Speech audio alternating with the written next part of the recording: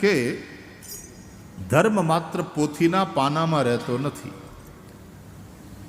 ધર્મ રહે છે મહાપુરુષોના જીવનમાં, મહાપુરુષોના ચરિત્રમાં.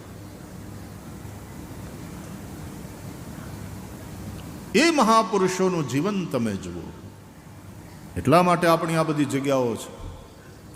સતાધાર ગીગા બાપુની વાત હોય, વીરપુર જલારામ બાપાની વાત હોય, જેસલ તોરલની વાત હોય, નગાલાખા બાપા એની જગ્યાની વાત હોય, પરબના પીરની વાત હોય, આ બધા મહાપુરુષો ધર્મ એના જીવનમાં, એના ચરિત્રમાં રહે છે.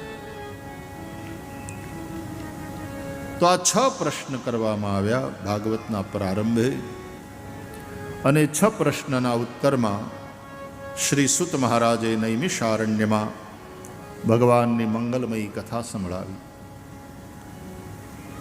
ઇતિ સંપ્રશ્ન સંવૃષ્ટો વિપ્રાણામ રૌમહર્ષણિ. રોમહર્ષણ નામના સુતના પુત્ર ઉગ્રશ્રવા આ કથા સંભળાવી રહ્યા છે.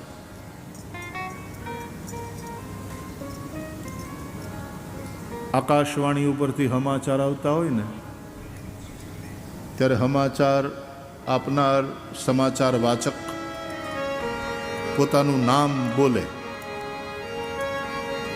આ આકાશવાણી છે. સમાચાર વાંચે છે, પોતાનું નામ લે. સંસ્કૃતમાં સમાચાર આવે રેડિયો પર, ઇયમ આકાશવાણી સંપ્રતિ વાર્તા શ્રૂયંતામ. પ્રવાચક પોતાનું નામ લે જે વાચકોએ. એમાં કથા કોણ સંભળાવે છે? કથા છે નહીં તો ભાગવત નહીં. ક્યાં ચાલે? નૈમિષારણ્યમાં. કોણ વાંચે છે? કોણ સંભળાવે છે? રૌમહર્ષણિ. રોમહર્ષણના દીકરા ઉગ્રશ્રવા નામના સુત પુરાણી આ કથા સંભળાવી રહ્યા છે. 2 શ્લોકમાં શુકદેવજીની વંદના કરી, નરનારાયણને, મા સરસ્વતીને અને ભગવાન વેદવ્યાસને વંદન કરી શ્રી સુત મહારાજે મંગલ કથા સંભળાવી. હે મુનિઓ, તમે બહુ સુંદર પ્રશ્ન કર્યા. આ પ્રશ્ન તમે ભગવાનની કથા વિશે કર્યા છે. પ્રશ્ન જેવા છે, યેનાત્મા સુપ્રસિદ્ધતી, જેનાથી મન પ્રસન્ન થાય. અમુક એવા પ્રશ્ન કરો ને કે વક્તાનું મન પ્રસન્ન થઈ જાય. લેવા દેવા વગરના, કારણ વગરના ટાઈમ પાસ પ્રશ્નો હોય. અમુક કથાકારોની પાસે જઈને એમ પૂછે, બાપુ મનમાં એક પ્રશ્ન છે, બોલો ને વાલા. આ તમે શ્રવણની કથા સંભળાવો છો, એણે આંધળા મા બાપની બહુ સેવા કરીને, કાવડ લઈને જાત્રા કરાવીને બધું બરાબર, પણ એ શ્રવણના આંધળા મા બાપનું નામ શું હતું એ બતાવો. અને પાછા ખી કરતા બહાર જઈને પાછા કે ખરા, કેટલાયને પૂછ્યું, મોટા મોટા કથાકારોને પૂછ્યું, કોઈ જવાબ નથી દઈ ગયું બોલવાનો. એ શ્રવણના આંધળા મા બાપનું નામ જાણવાને બદલે તારા બાપા માગેન તર્યા હોય તો તું ઊભો થઈ લોટો પાણી પીવડાવી તો ઘણું છે. શ્રવણના આંધળા મા બાપનું નામ જાણીને તારે શું કરવું છે? તું શ્રવણથી જે શીખવાનું છે એ શીખને વાલા. તો પ્રશ્ન એવો હોવો જોઈએ, યેનાત્મા સંપ્રસિદ્ધતી, જેનાથી આત્મા એટલે કે મન પ્રસન્ન થાય, વક્તાનું મન પણ પ્રસન્ન થાય, એને જવાબ દેવાનો આનંદ આવે કે બહુ સારો પ્રશ્ન કર્યો. સાધુ પૃષ્ઠમ ત્વયા સાધો લોકાન સાધ્વનુગૃહણતા. આવી રીતનો સંપ્રશ્ન જ્યાં જ્યાં હોય છે ત્યાં વક્તા દ્વારા વારંવાર એ પ્રશ્નની સરાહના થઈ છે.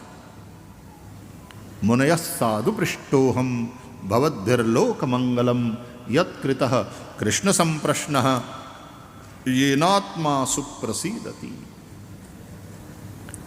જિજ્ઞાસાથી પૂછો, વિનમ્રતાથી પૂછો, જાણવાના ભાવથી પૂછો. પરીક્ષા લેવાના ભાવથી તો ગુરુજી પૂછે.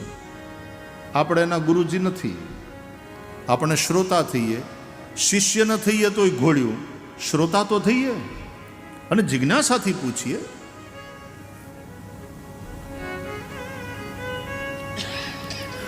મારો અનુભવ છે. એક જણાએ મને આવીને આમ બેઠા હતા, પ્રશ્ન કર્યો મને કે એક પ્રશ્ન કરું, તમે તો ભાગવતની કથા કરો છો. ભાગવતની કથા કરીએ વાત સાચી, પણ એમાં કંઈ બધું આવડે જેવું કંઈ દાવો નથી. હજી તો વિદ્યાર્થી છીએ, હજી અભ્યાસ કરીએ છીએ. અભ્યાસ કરતાં કરતાં આટલા વર્ષ વયા ગયા તોય હજી ભાગવત પૂરેપૂરું આવડી ગયું એવો કોઈ દાવો નથી. એટલે મને કે પાણી પહેલાં પાળ બાંધતા હારી આવડે તમને. તમારા જેવા બધા શીખવાડ્યું વાલા નહીં, પણ કે પ્રશ્ન કરવો છે, પૂછો પૂછો.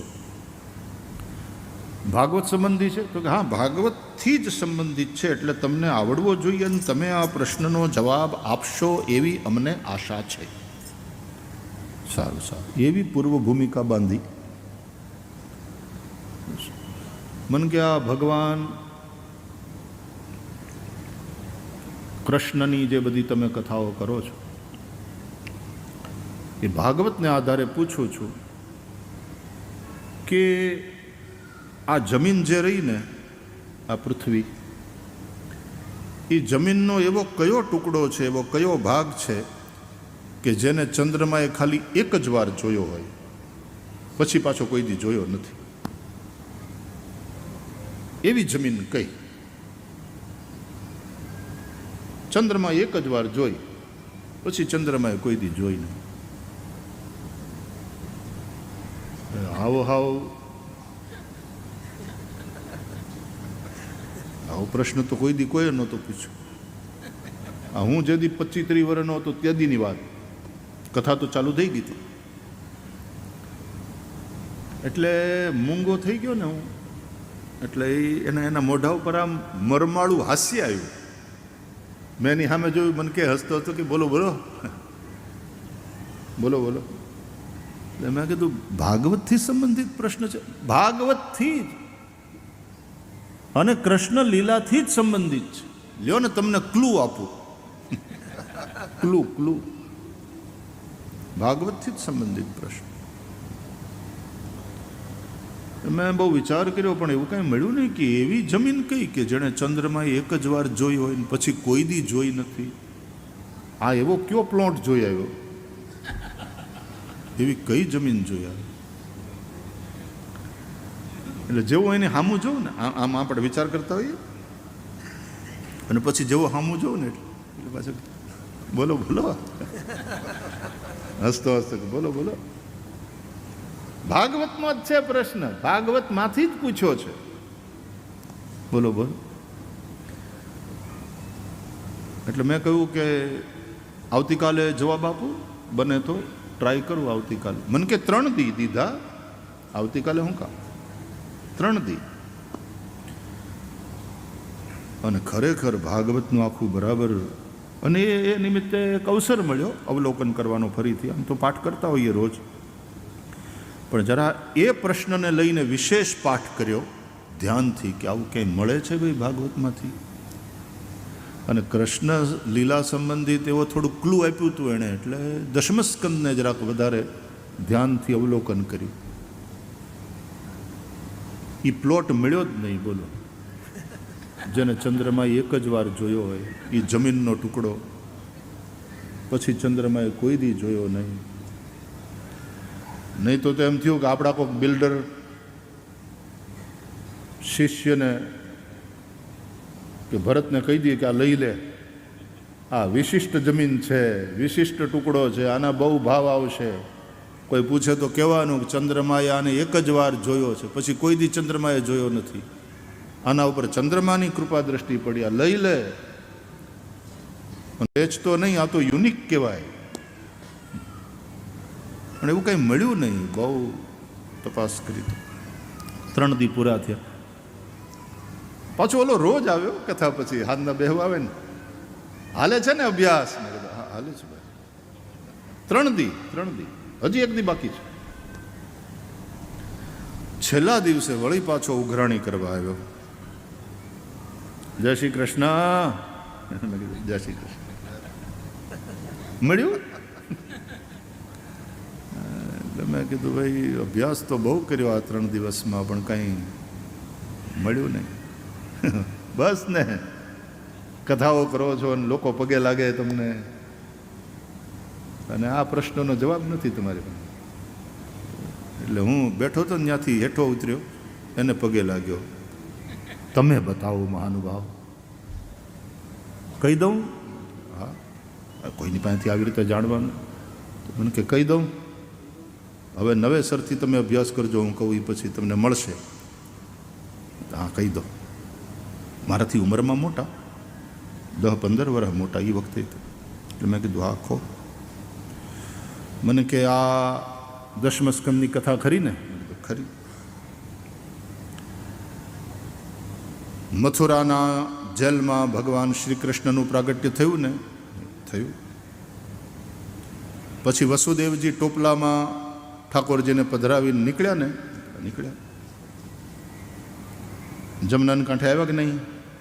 આવ્યા. શેષનારાયણે છત્ર પણ કર્યું હતું. બરાબર?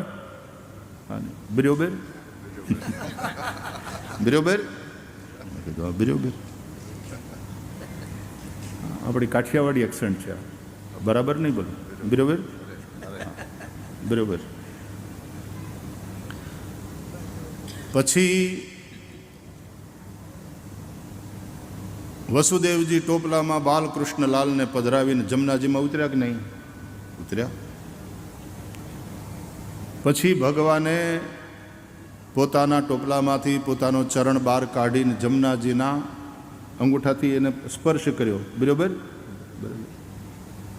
એટલે પછી જમનાજી એણે માર્ગ દઈ દીધો અને આમ 2 ભાગમાં વહેંચાઈ ગયા અને વચ્ચેની જમીન ખુલ્લી થઈ. એમાંથી વસુદેવજી નીકળી ગયા. ઉપરથી ચંદ્રમા જોતા હતા. વસુદેવજી સામે પાર અને પાછા જમના જળ વહેવા લાગ્યા. ત્યારથી યમુનાજી વહેતા જ રહ્યા છે, વહેતા જ રહ્યા છે. એ ટુકડાને પછી ચંદ્રમાએ ક્યારેય જોયો નથી. બરોબર? એટલે હું હેઠેથી પાછો ઉપર બેસી ગયો. મેં કીધું હોય ઝાટકી નહીં, ખોટું. તો એ ઊંચો થઈ ગયો. મને કહે કે હું ખોટું? આમાં અમે કેટલા એને પ્રશ્ન કરીને પરીક્ષા લીધી, બધા ફેલ ફેલ. મેં તું હાવ ખોટો છે ભાઈ. તો એ ઢીલો થઈ ગયો. મને કે કેવી રીતે? તને કોણે કીધું જમનાજી આમ 2 ભાગમાં વેચાઈ ગયા ને? જમનાજીના નીર ઓસરી ગયા. બાઢ આવી હતી ને, પૂર આવ્યું હતું, તો ભગવાનના ચરણના સ્પર્શનો અંગૂઠો અને જમનાજીના નીર ઓસરી ગયા.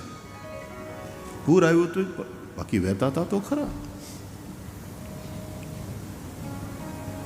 ઓલા એ છે ને ઓલું એક ઇંગ્લિશમાં ફિલ્મ આવેલી 10 કમાન્ડમેન્ટ્સ, અને એમાં મોઝીસ જે આખી પોતાની ટોળીને લઈને જાય છે અને પેલો પાણી 2 ભાગમાં વહેંચાઈ જાય છે અને એની વચ્ચેથી નીકળી જાય. એ જે દ્રશ્ય છે ને એ જોઈ લીધું હશે ભાઈ. એને જમનાજીની એવી કલ્પના કરી. એટલે વચ્ચેનો જે ટુકડો એ ચંદ્રમાએ જોયો અને પછી પાછા પાણી વહેવા માંડ્યા. એટલે પછી ચંદ્રમાએ ક્યારેય જોયું નહીં. એવું નહોતું. જમનાજીના નીર ઓસર્યા. ક્યાંક ક્યાંક ગોઠણ સુધી, ક્યાંક ક્યાંક તો ખાલી પગનો પંજો ડૂબે એટલા નીર ઓસરી ગયા. એવું છે મને કે? મેં કીધું હા એવું છે. અને બીજું સાંભળ, એ કયો કયો સમય હતો? ભાગવતમાં તો જો કે લખ્યું છે કે ઉડુગણ દેખાવા લાગ્યા, ભર ચોમાસે આકાશ સ્વચ્છ થયું. પણ આમ બીજી રીતે જુઓ તો એ શ્રાવણ મહિનાની મેઘલી અંધારી 8મી રાત હતી. વાદળા હોય, આમ ચંદ્રમાં છુપાયેલા હોય, પણ ભાગવતના દ્રષ્ટિએ તું વિચાર કરે તો બરાબર છે. એમ કેવું પડે કે ભાઈ ભર ચોમાસે આકાશ વાદળ રહિત થયું. ઉડુગણ એટલે કે તારાઓ, નક્ષત્રો દેખાવા લાગ્યા. અને નક્ષત્રોના સ્વામી છે ચંદ્રમા. પણ યમુનાજી તો એના નીર ઓસરી ગયા. પૂર આવ્યું હતું, ઓસરી ગયા. કે એવું છે? હા એવું છે. તારે કંઈ કેવું છે? મને કે બીજું હું કહું, હવે નહીં પૂછું. તો પ્રશ્ન એવા કરવા જોઈએ કે જેનાથી કંઈક ફાયદો થાય. પરીક્ષા કરવાની વૃત્તિથી નહીં, જિજ્ઞાસા વૃત્તિથી અને વિનમ્રતાથી. તદ્વિદ્ધિ પ્રણિપાતેન પરિપ્રશ્નેન સેવયા. ઠીક, આપણે આમ વિનોદ માટે થઈને, એક જણાએ વિનોદ માટે થઈને જ મને કહ્યું હતું, મને કે રામાયણની કથા સમજો ને, હા જાણો. મેં કીધું મને કે લક્ષ્મણ રામજી કા ક્યાં થા? મેં કીધું ભાઈ હવે આવો પ્રશ્ન? કીધું ભાઈ. બોલે હા નહીં કયો ને તમે, એમ કે ભાઈ થા. सीताजी राम जी की क्या थी? पत्नी. राम सीता जी का क्या था? पति. वशिष्ठ राम जी का क्या था? गुरु. मैं तो हूँ कम पूछे जाओ? नहीं कि जवाब देता जाओ તમે. हनुमान जी राम जी का क्या था? मैं कहूँ सेवक, दास, भक्त. बराबर. तो फिर दशरथ राम जी के बाप का क्या था?